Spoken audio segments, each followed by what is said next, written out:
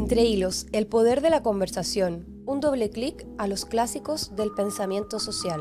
Es presentado por la Escuela de Gobierno de la Universidad Adolfo Ibáñez. Daniel Chernilo, viernes otra vez en Entre Hilos del Mostrador. ¿Cómo estás? Hola Francisco, ¿todo bien?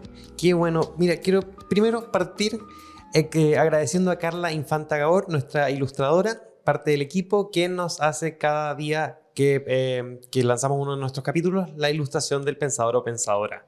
En este caso, de Elena Espósito, la pensadora de esta semana. ¿Qué hay con Elena Espósito? ¿Por qué la elegiste? Elena Espósito es una filósofa y socióloga italiana. Nació en el año 1960, está vivo. Estuvo en Chile invitada por el Centro de Estudios Públicos hace un año, no mucho más. Y hoy día vamos a hablar de un libro súper reciente, un libro del año 2022, que se llama Comunicación Artificial: cómo los algoritmos producen inteligencia social.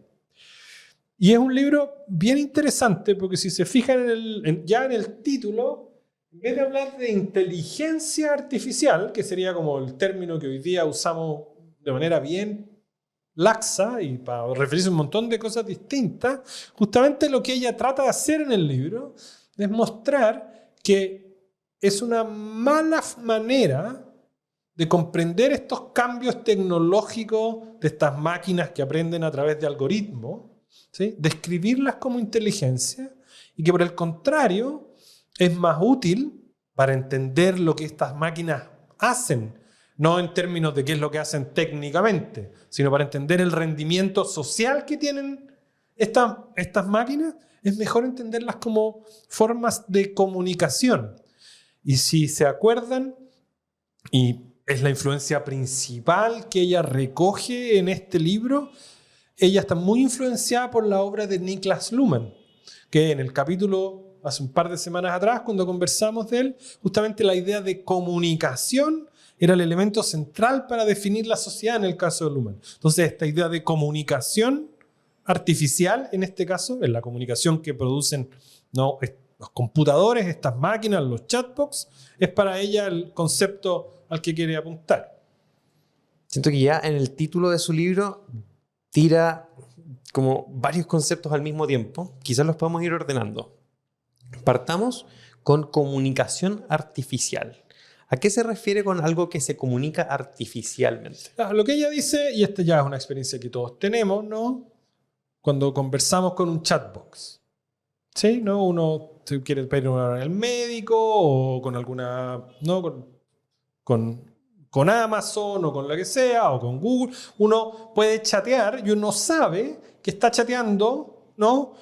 No con una persona al otro lado, sino con un programa. O sea, lo que ella dice es que lo propio de estas nuevas tecnologías es que se comunican con nosotros, pero nosotros al mismo tiempo somos conscientes que no estamos conversando en el sentido literal o en el sentido que estamos acostumbrados con otra persona.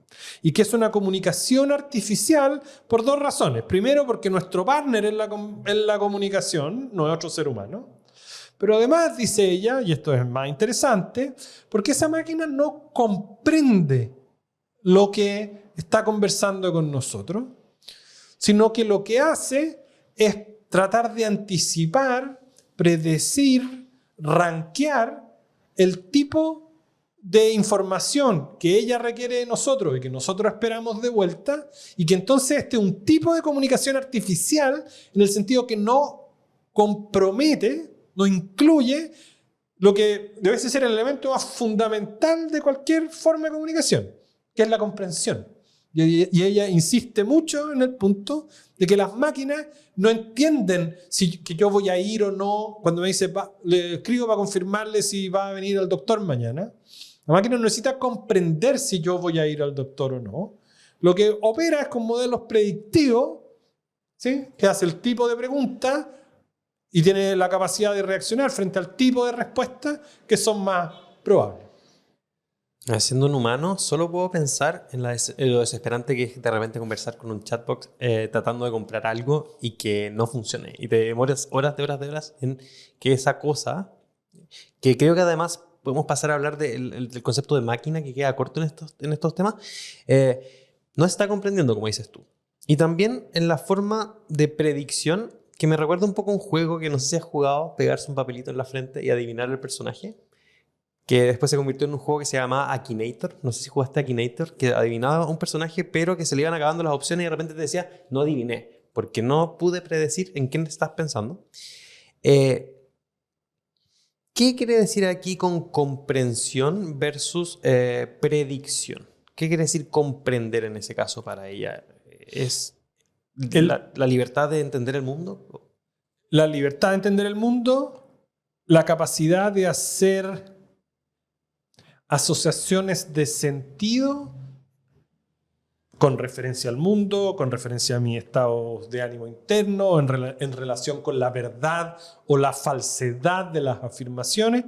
Todo eso, dice la autora, es relativamente irrelevante en esa interacción, porque lo que se espera es un tipo de comunicación eficiente que está construida sobre la base que tienen estos algoritmos, estos computadores súper poderosos, de procesar cantidades enormes de información y por tanto encontrar patrones donde los seres humanos no somos capaces de encontrar patrones. El libro tiene un capítulo muy bonito sobre las visualizaciones, cómo hemos aprendido, ¿no?, a leer visualizaciones de distinto tipo en distintas redes sociales, y que es una forma de comunicación artificial porque surge a partir de patrones que no están a la vista de manera natural en la comprensión humana de leer un texto y tener que saber el lenguaje, y que la palabra amor tiene tales y cuales connotaciones en distintos contextos. Nada de eso para la máquina,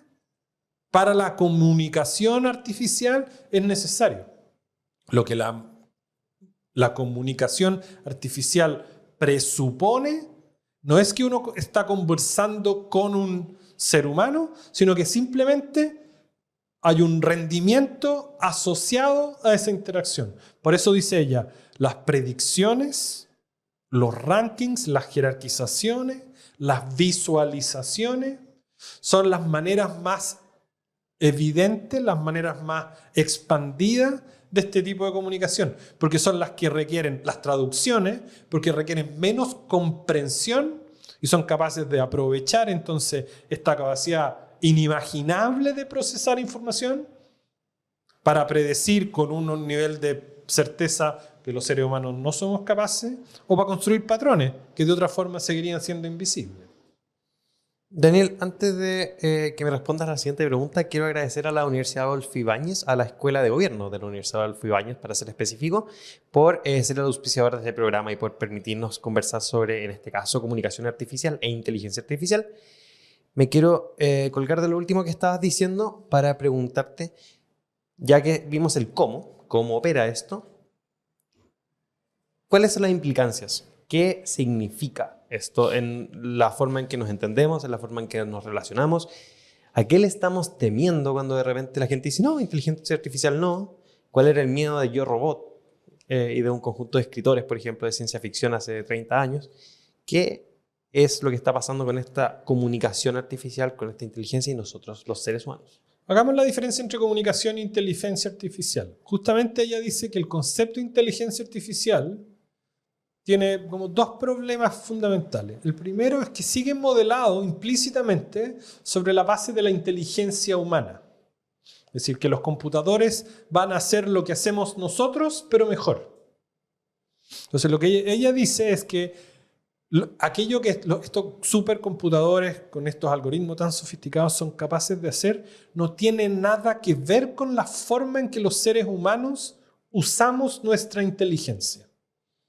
Que es justamente porque dejamos de tratar de crear computadores que se parezcan a la inteligencia de los seres humanos, que estos computadores se pegaron este salto cualitativo de hacer, ¿no?, tener esta capacidad de crear patrones, producir textos predictivos. Ella pone el siguiente ejemplo, que es bien bonito. Dice, los seres humanos creamos los aviones cuando dejamos de tratar de imitar a los pájaros.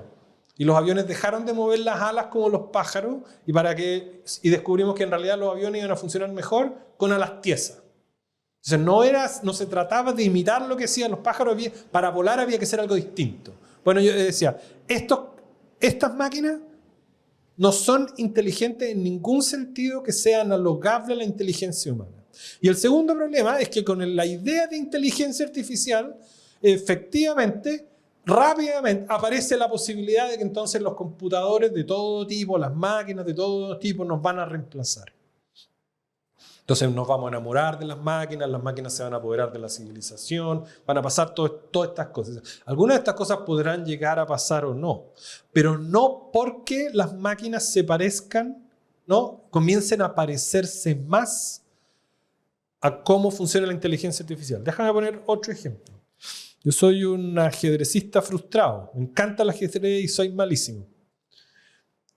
Hoy día, ¿no? En el ranking del ajedrez, los mejores jugadores de ajedrez tienen 2.900 puntos. Ningún jugador humano ha llegado a los 2.900 puntos del ranking mundial de ajedrez. Da lo mismo cómo se cuentan los puntos, es un ranking.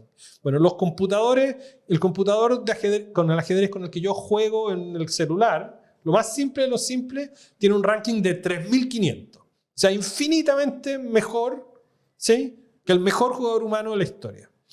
Bueno, esos software de ajedrez no son mejores que los jugadores humanos de ajedrez porque hayan aprendido a hacer mejor lo que los jugadores humanos de ajedrez hacen. Juegan ajedrez de otra manera. Mueven las reglas del movimiento de las piezas son las mismas, pero la concepción de la estrategia es completamente distinta. Y por eso juegan mucho mejor.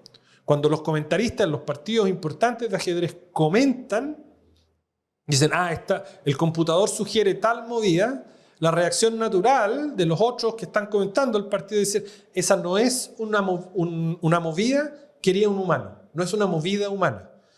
Entonces, lo que quiero ilustrar, yo creo que Espósito hace muy bien el argumento en el libro, es que esos software de ajedrez son tan buenos no porque traten de imitar o que sean mejores a hacer lo que hacemos los seres humanos, sino porque juegan de otra manera. Y ella, con la idea de comunicación en vez de inteligencia artificial, quiere indicar eso. No están pensando como nosotros, pero mejor. Hacen otra cosa. Creo que me interesaría entender un poco más, o quizás simplemente lanzar la pregunta, para no sentir que está en el aire esta teoría que es en abstracto. ¿Cuál es la preocupación que hay detrás del argumento de Espósito? ¿Qué es lo que está mirando? ¿Qué es lo que ha cambiado en el mundo? ¿O qué es lo que podría temer, por ejemplo, ella? Hay varias cosas, pero concentrémonos en una al menos, que es como, yo creo, la que tiene como más rendimiento como teórico. A mí me parece como una de las más atractivas. Nosotros sabemos, eso no es ninguna novedad, que el lenguaje humano ha evolucionado a lo largo de milenios. No, había una época, hace 2000 años, en que habían idiomas, pero no había alfabeto. Y el alfabeto fue una forma, ¿no?, de que lo que quedaba registrado ya no fuera puramente descriptivo. Antes del alfabeto, básicamente lo que quedaba registrado, sí, en distintos medios, en piedras, en papiros, en lo que fuese, eran cuestiones más bien, eran listas de cosas. Con el alfabeto uno puede empezar a expresar conceptos más completos. Con la invención del libro, de la imprenta, ¿sí?, cambia el formato del lenguaje. Aparecen los lenguajes, dejamos de escribir únicamente en latín y empiezan a masificarse los distintos lenguajes nacionales. Y el formato del libro también cambia el tipo de conocimiento que se puede acumular. ¿Por qué? Y con la invención de la imprenta aún más, ¿no?, en el siglo XV se masifica, los libros se hacen más baratos, más gente puede leer. Ella lo que está diciendo es que este tipo de comunicación, que todavía no sabemos exactamente cuáles van a ser todas sus implicaciones, es un cambio en la forma de comunicación de esa envergadura, que está a la altura, ¿no?, en sus consecuencias, a la invención del alfabeto, a la aparición de los libros, a la aparición de la imprenta y a otros lenguajes especializados que hay en la sociedad. Entonces, uno diría como que en términos como de la preocupación más teórica, es que lo que hay, si la comunicación es el centro de la vida social, que es lo propio de esta tradición de pensamiento que viene de Luhmann, y este tipo de algoritmos lo que cambian es la comunicación, el cambio epocal al que estamos a porta, entonces es súper radical. Y este cambio además no es solo en términos de comunicación teórica, también tiene rendimiento en, por ejemplo, cómo se legisla, cómo uno consume, las relaciones que uno establece con las otras personas. O sea, hoy día, no, esto es también ya como de perogrullo, no hay ningún ámbito de la sociedad donde uno ve, o donde uno no ve, estos software funcionando. Pero justamente al verlos como una forma de comunicación y no como una forma de inteligencia, tú viniendo de la Facultad de Derecho de la Universidad de Chile, esta idea de que entonces ahora estos chatbots o estos software de lenguajes naturales, se pueden leer todos los fallos de la Corte Suprema sobre un determinado tema y hacer el reporte más rápido y mejor que cualquier abogado. Comprendido así, por supuesto que está la pregunta, bueno, entonces, ¿qué voy a hacer yo como abogado? Entendido como una forma de comunicación que es capaz de ver patrones, que es capaz de predecir, que es capaz de visualizar, pero que no comprende. Entonces, bueno, si hay un rol para el abogado humano en ese espacio, todavía vamos a tener que dibujarlo, vamos a tener que aprender exactamente cuál va a ser. Pero es relativamente claro, me parece a mí, de que hay una herramienta súper poderosa, con implicaciones que no conocemos o que no hemos terminado de implementar, pero al mismo tiempo que no desaparece el rol contemporáneo de los seres humanos. Déjame poner como otro ejemplo. Hoy día justamente estaba escuchando un podcast que es del New York Times sobre tecnología. Entonces decía que uno de los problemas que estaban hoy día teniendo el OpenAI y los que hacen el ChatGPT, es que se les acabó el Internet. Estos software... ¿Cómo se acabó el Internet? Ya no tienen más donde ir a buscar información. Estos software están... los saltos cualitativos que se han ido pegando estos software que son capaces de escribir texto, uno les dice, escríbeme el capítulo de Elena Espósito de Entre Hilos y te lo escribe. ¿Sí? Está predicado sobre la capacidad de acceder a muchísima información y presentarla de determinada manera. Se les acabó la información en el Internet. En el Internet. Entonces dice que lo más probable, eso era la discusión yo no soy un experto en estos temas, ni mucho menos, no puedo evaluar, pero esta es gente que se dedica a estudiar estas cosas, decía, bueno, si es que la capacidad de procesar o la información que se está procesando empieza a disminuir la velocidad en que nueva información se procesa, eso va a enlentecer, va a ser más lento, ¿sí? La capacidad de estos software de pegarse estos saltos cualitativos entre el ChatGPT 2, que a nadie le importó porque no generó ningún rendimiento como concreto para los usuarios, y el más reciente. ¿Y cuál es el más reciente? El 4, creo. Ay, yo no espero no estar equivocado. Pero nuevamente, el punto son formas de comunicación que no reemplazan, sino que se complementan, ¿sí? Con las formas de comunicación anteriores. Daniel, para terminar, es una pregunta tramposa, si tú quieres, pero tú que te dedicas a estudiar estas cosas, siendo sociólogo, ¿cuánto de estas preguntas que se está haciendo Espósito, cuánto de lo que estamos hoy día estudiando de inteligencia artificial no solo impacta en cómo opera, sino en cuál es nuestro sentido de comunidad y nuestro sentido de existencia humana? Oye, ¿qué estamos haciendo aquí si en verdad la máquina lo puede hacer más rápido que yo y lo puede hacer mejor? O que me podría reemplazar eventualmente como juega ajedrez mejor, aunque no de la misma forma. ¿Cuánto de esto es una crisis de sentido? Ella en el libro trata de ser como bien económica y no plantearse ese tipo de preguntas, pero yo creo que uno podría como tratar de extrapolar a partir de lo que ella hace ese tipo de cuestiones. Yo creo que dos ya las mencionamos.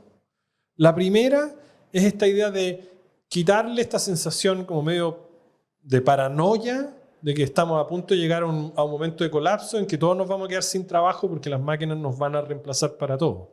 Y tampoco la figura utópica de que porque van a haber máquinas que van a hacer todo, entonces todos vamos a tener tiempo libre para hacer todo lo que queramos. Es el mundo de Wall-E, que es horrible. Bueno, No, ella como que yo creo que enfatizaría la idea de que toda la imaginería alrededor de la inteligencia artificial no nos ayuda a clarificar, sino que más bien tiende a oscurecer o a opacar ese tipo de fenómenos.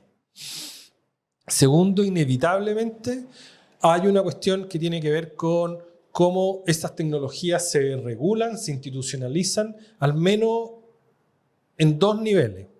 Uno, sí, los beneficios económicos de quienes desarrollan.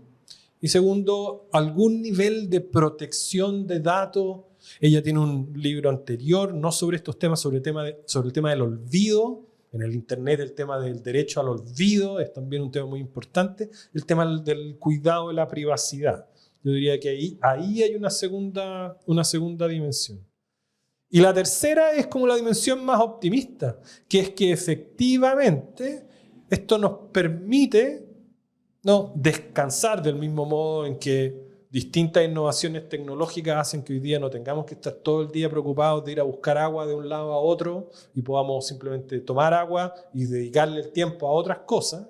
Estos cambios tecnológicos también deben tener el potencial de liberar nuestro tiempo, liberarnos de algún tipo de trabajo o de actividades que no queremos, que no nos gustan hacer, y aprovechar la creatividad humana en otras cosas.